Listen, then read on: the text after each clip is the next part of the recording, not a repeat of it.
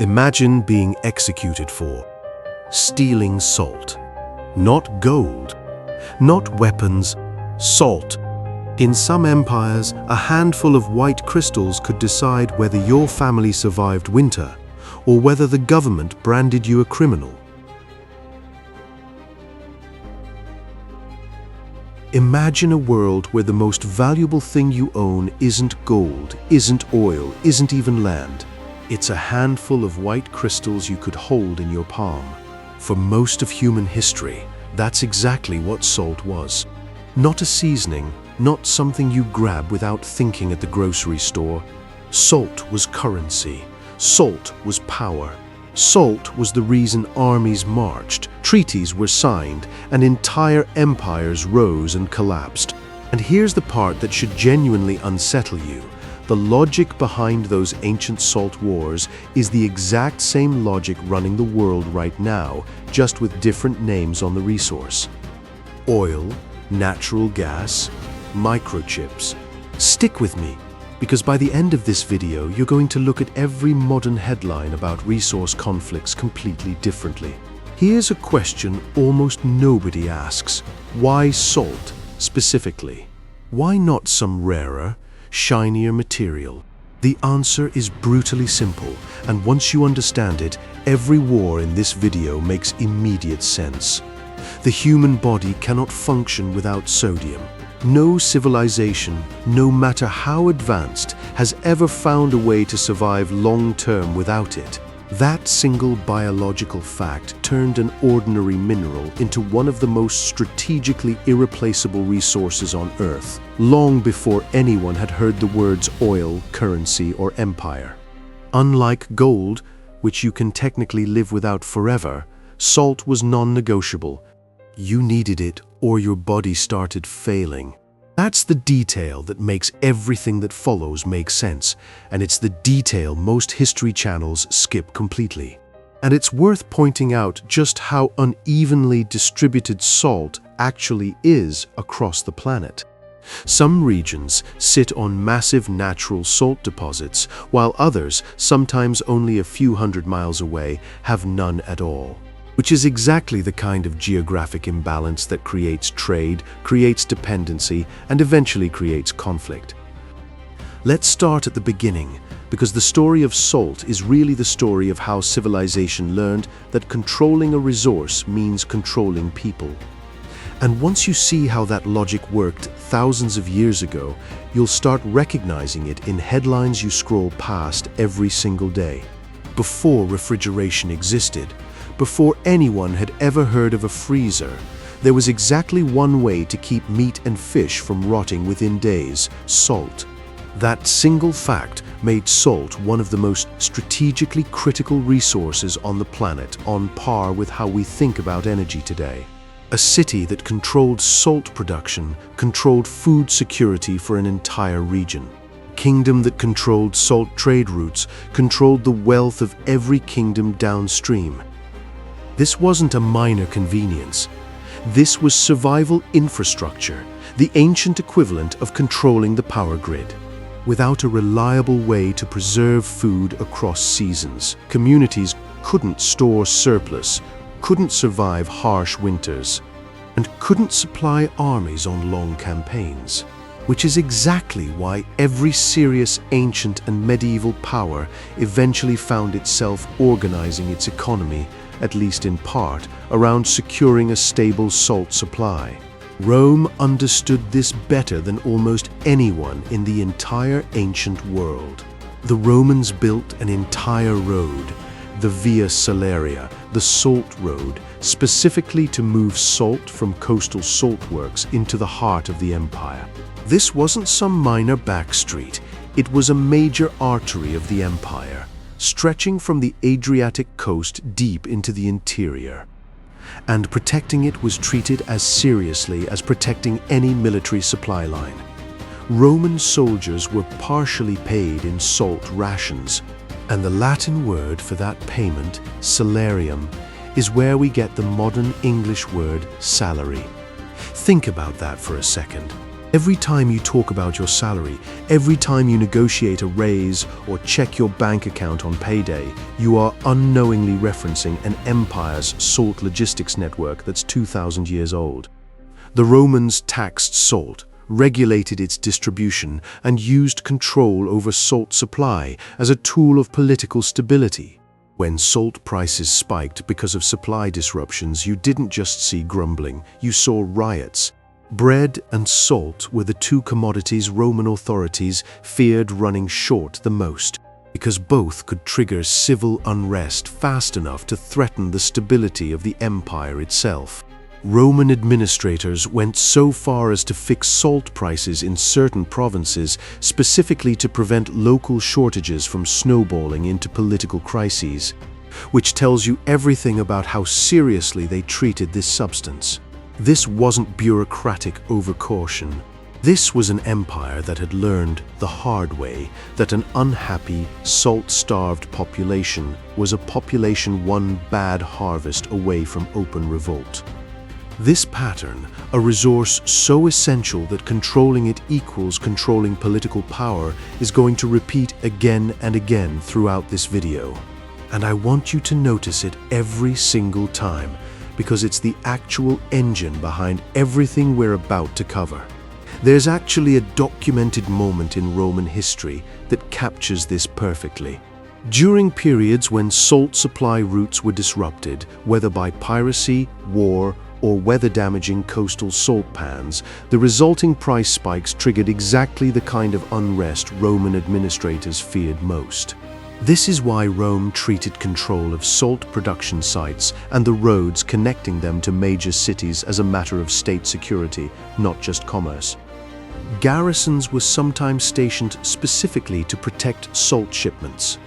The same way you might expect a modern government to protect a critical energy pipeline, the empire understood, centuries before economists had the vocabulary to describe it, that essential goods scarcity translates directly into political instability if left unmanaged. By the medieval period, the stakes around salt didn't shrink, they exploded. And this is where our first real war enters the picture. And quick reminder before we go further, if you're enjoying connecting these dots, hitting subscribe genuinely helps this channel keep making this kind of content, so consider it now while it's on your mind. In the 14th century, two of the most powerful maritime republics in the Mediterranean, Venice and Genoa, were locked in a brutal, decades-long rivalry for control of trade routes. Most people think this rivalry was about silk or spices or general dominance of Mediterranean commerce. It was absolutely about that, but salt was one of the core commodities underpinning the entire conflict. Because salt production and trade routes were directly tied to who controlled access to the broader Mediterranean economy. Venice had built its early wealth substantially on salt production in the lagoons around the city. And salt monopolies became a foundational part of Venetian economic power. The city literally rose out of salt marshes, and its earliest economic identity was built on processing and trading the very minerals surrounding it on every side. Genoa, fighting for the same trade dominance, recognized that controlling salt routes meant controlling leverage over every other commodity moving through those same waters. The conflict between these two republics, which historians broadly call the Venetian-Genoese Wars, spanned multiple phases across more than a century, with naval battles, blockades, and economic warfare that reshaped Mediterranean trade for generations. These weren't small skirmishes. We're talking about massive fleets, hundreds of ships, and battles that could decide which republic controlled commerce across the entire eastern Mediterranean for decades afterward. One of the most significant phases, the War of Chioggia in the late 14th century, brought Genoese forces almost to the doorstep of Venice itself, with the lagoon city facing a genuine existential threat before ultimately turning the tide and securing its long-term dominance over Mediterranean trade for the following century. Salt wasn't the only prize, but it was one of the threads holding the entire economic war together. Because whoever controlled salt distribution had massive influence over the price and flow of everything else moving through those same trade networks, from spices to textiles to grain. Here's what's wild about this. We don't usually picture medieval naval warfare as being fought over a kitchen staple. But that's exactly the disconnect this video exists to fix. The resource didn't need to be glamorous, it needed to be essential. And salt was about as essential as it gets. Two of the wealthiest, most sophisticated city-states in the medieval world spent generations and fortunes fighting, at least in part, over crystallized seawater. Because that crystallized seawater was the difference between economic dominance and economic collapse. If you're starting to see the pattern here, that's exactly the point. And there's an even more direct, more explosive example coming up that you've probably heard of without ever realizing salt was the actual spark. Let's jump forward to 18th century France, because this next chapter takes salt from economic leverage to literal trigger of a revolution. And this is the part of the story most people have never connected, even though they already know the outcome. The French monarchy had a tax called the gabelle. On the surface, it sounds bureaucratic and boring. In practice, it was one of the most hated, most exploitative taxation systems in pre-revolutionary France. The gabelle forced ordinary citizens, often the poorest people in the country, to purchase a minimum quota of salt directly from the crown, at prices set by the crown, regardless of whether they actually needed that much salt. This wasn't a simple sales tax, it was a mandatory purchase requirement. And the price of that government-controlled salt could be dramatically higher than what salt would have cost in a free market. What made this even more infuriating was how unevenly it was applied. Some regions of France paid wildly different gabelle rates than others, which created a patchwork of resentment, smuggling networks, and black markets for untaxed salt that stretched across the entire country. Border regions between high-tax and low-tax zones became hotbeds of organized smuggling, with entire local economies built around the practice of moving salt illegally from cheaper provinces into provinces where the crown's price was far higher. Entire criminal networks known as faux saulniers, salt smugglers, emerged specifically to move untaxed salt across regional borders. And getting caught could mean execution. People were being put to death over crystallized seawater, while aristocrats living in luxury never had to think twice about the cost of seasoning their food. Some estimates from the period suggest tens of thousands of people were imprisoned or sentenced over salt smuggling offenses in the decades before the revolution, which gives you a sense of just how seriously the crown enforced this single tax. The gabelle became one of the most despised symbols of monarchical excess and inequality in the years leading up to the French Revolution. While it wasn't the single cause of the revolution, historians consistently point to it as one of the clearest, most visceral examples of how the monarchy extracted wealth from struggling citizens for something as basic as preserving food. Imagine being taxed not for luxury, not for land, not for income, but for the bare minimum required to keep your family's food from rotting. That's the kind of grievance that doesn't just create anger. It creates the specific, focused rage that fuels revolutions. When the revolution finally erupted in 1789, the gabelle was one of the very first taxes the revolutionary government abolished, specifically because of how deeply it had come to represent everything people hated about the old regime. Within the first year of the revolution, lawmakers moved to dismantle the gabelle system entirely, a clear signal of just how symbolically toxic this single tax had become. Picture that for a second.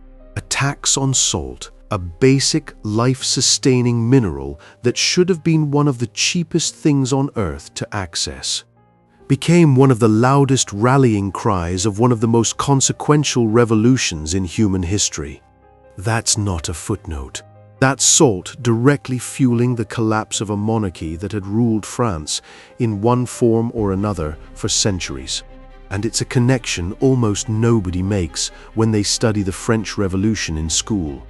And if you think this kind of salt-driven conflict was unique to Europe, the next region completely flips that assumption and arguably shows the most extreme salt economy that ever existed on the planet. Across West Africa, for centuries, salt wasn't just expensive.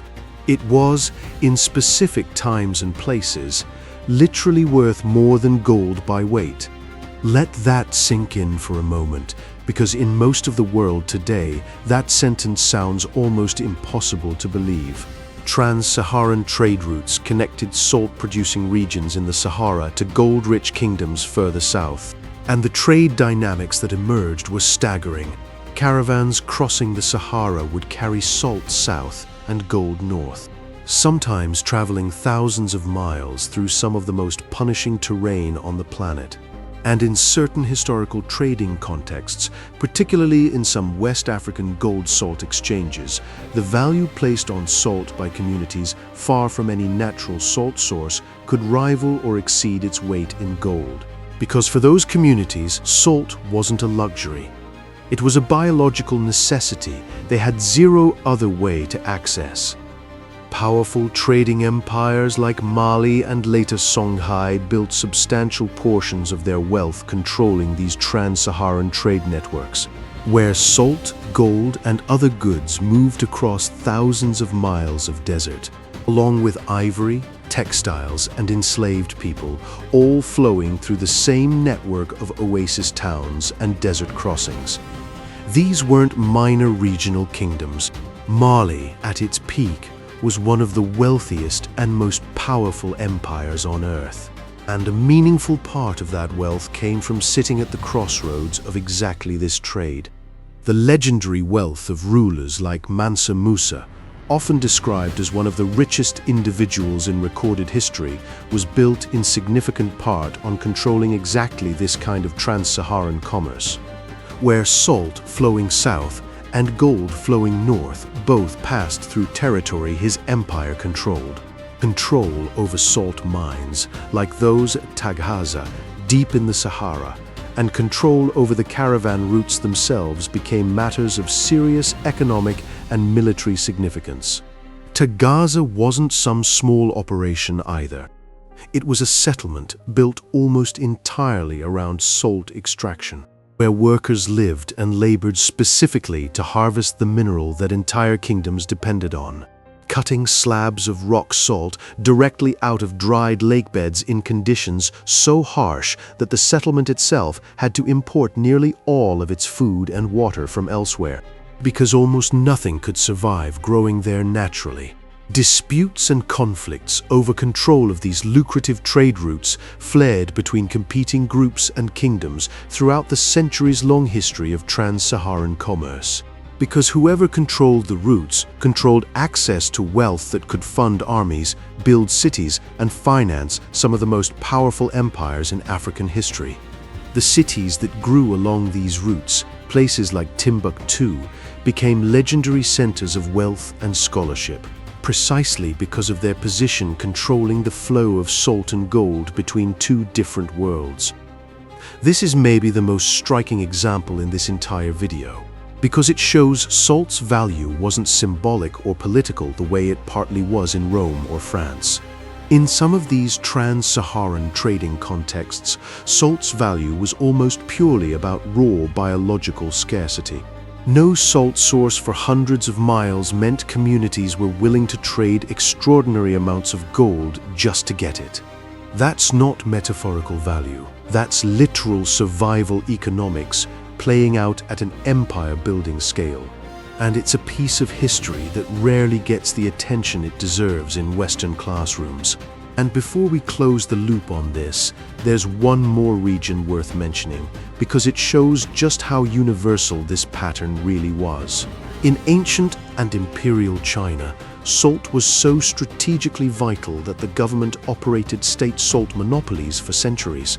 with some of the earliest documented salt taxation systems in human history dating back over 2,000 years.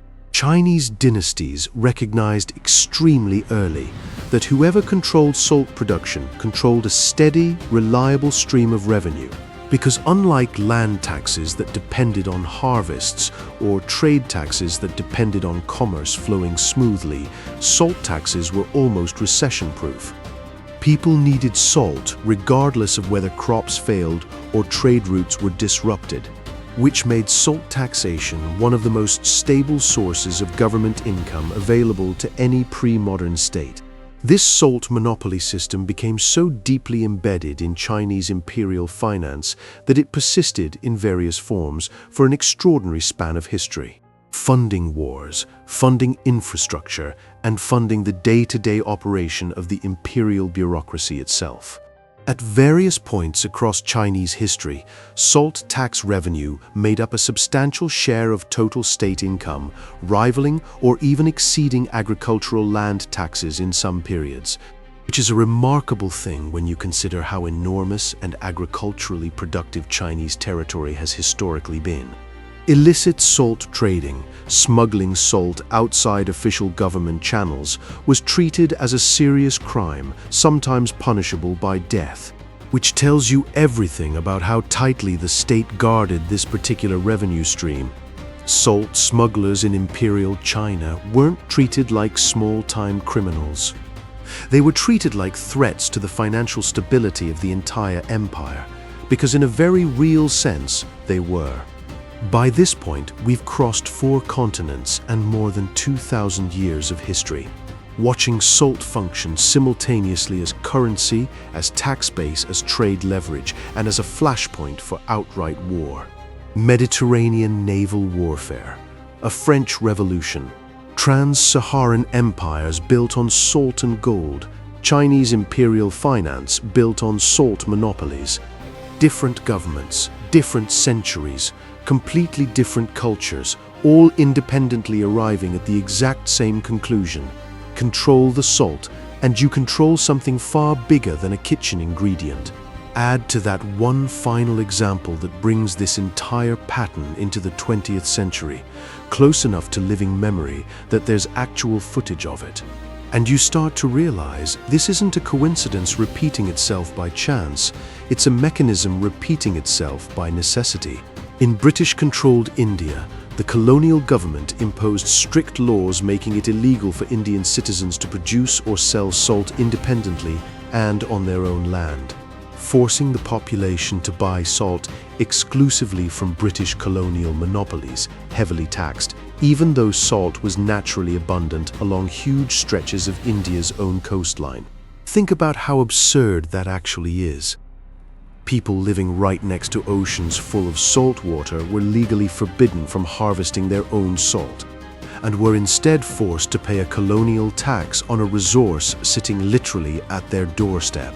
In 1930, Mahatma Gandhi organized what became known as the Salt March, walking roughly 240 miles to the coastal town of Dandi, specifically to produce salt illegally, in open, deliberate defiance of British law. This wasn't a minor protest. It became one of the most significant acts of civil disobedience in the entire Indian independence movement. And it was built entirely around something that on paper sounds almost too simple to matter: the right to make your own salt. The march itself took roughly 24 days, with Gandhi and a small group of followers growing into a massive procession as it moved toward the coast, drawing international press attention to the cause along the way.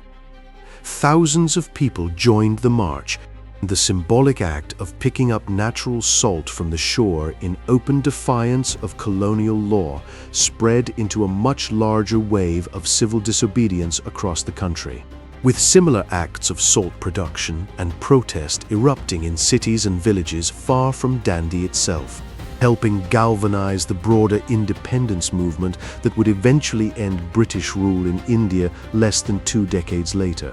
Once again, notice the pattern. A government wanted to control a basic life-sustaining resource for revenue and power. population, pushed past its breaking point by that control, turned that exact resource into the spark for a much larger fight for freedom. From ancient Rome to revolutionary France to colonial India, the story barely changes. Only the century does. So now we've covered 5 deeply different conflicts and systems across 5 continents and well over 2,000 years. Mediterranean naval warfare between Venice and Genoa, a taxation system that helped ignite the French Revolution. Trans-Saharan trade routes where salt rivaled gold itself, an imperial Chinese monopoly system that funded dynasties for centuries. And a colonial salt law that helped end British rule over India. Different continents, different centuries, different cultures. One resource behaving in exactly the same way every single time. Here's the part I promised you at the beginning, and it's the part that should genuinely change how you watch the news. The exact mechanism behind every single one of these conflicts, a resource so essential to daily survival that controlling its supply equals controlling political and economic power, did not disappear when refrigeration made salt obsolete as a preservative in the 20th century. It just moved to new resources, and the underlying logic transferred almost perfectly. Oil reshaped 20th century geopolitics using precisely this logic. Whoever controls supply controls leverage over everyone who depends on it. And we watched entire wars, entire alliances, and entire economic systems get built around that single fact. Organizations like OPEC essentially function the way salt-controlling kingdoms once did, coordinating supply to maximize leverage over nations that have no alternative source. Natural gas pipelines have become modern trade routes every bit as politically charged as the salt caravan routes crossing the Sahara, where control over a single pipeline can shift the balance of power between nations overnight. And disputes over pipeline access have repeatedly escalated into serious diplomatic and military tension in recent decades. And right now, in the 21st century, we're watching the exact same pattern play out with semiconductor microchips, where a handful of countries that control chip manufacturing hold disproportionate global economic leverage, sparking trade disputes, export restrictions, and geopolitical tension that mirrors almost beat for beat the salt conflicts we just walked through. Even something as seemingly mundane as fresh water is starting to follow this exact same trajectory.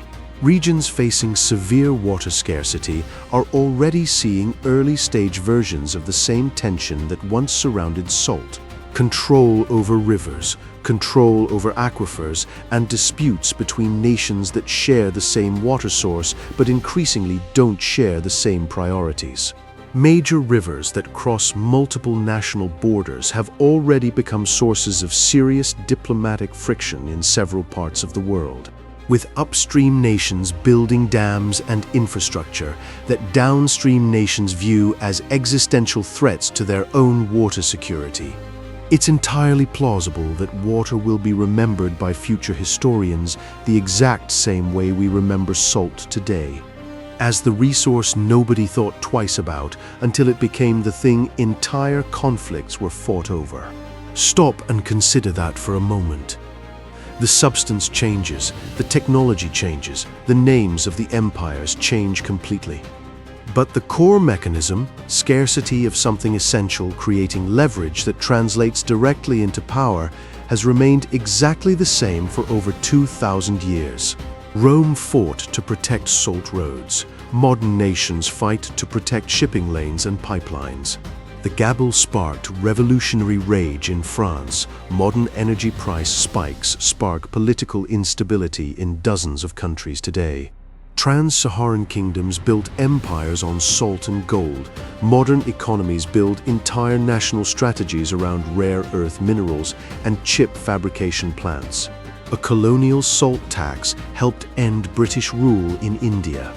Modern resource disputes are already reshaping alliances and rivalries that will define the next century, exactly the way salt once defined the centuries before it. The crystals on your dinner table used to be worth more than gold, used to spark riots, used to help burn down a monarchy, used to fund some of history's most powerful empires, and used to help end an entire colonial rule. The resource changed, the pattern never did. And once you see this pattern clearly, you start noticing it everywhere, in every resource conflict making headlines today. From energy crises to trade wars to export bans you might have scrolled past without a second thought. If this kind of pattern spotting through history is something you want more of, make sure you're subscribed.